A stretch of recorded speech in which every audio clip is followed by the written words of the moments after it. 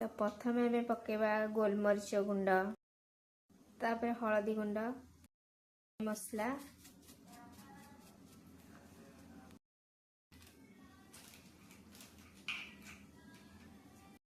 आवश्यक अनुसार चिकेन आवश्यक अनुसार आपण कॉर्नफ्लोर पकेबे।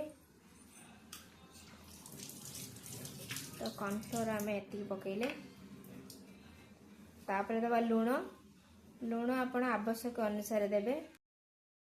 तापर लुण आपण आवश्यक अनुसार पकेबे। अदा रसुण लंकार आम कुटिक रखी तो से गुंडा पकेबा।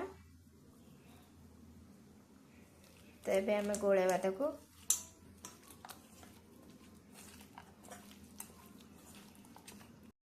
देबे गोले के एमती करदेबे। तादर पानी जमा भी पानी देबेनी। तादर लंका गुंडी पड़ी था तो मु लंका गुंडा को स्किप कर देछि। मु लंका को छेचिकी नेछि। तो आपण चाहिए यदि लंका गुंडी भी ऐड करि परिबे तादरे। तो फाइनल हो गला। एबे हम याकू तेल रे छाणीबा। एबे हमर तेल गरम हो गला।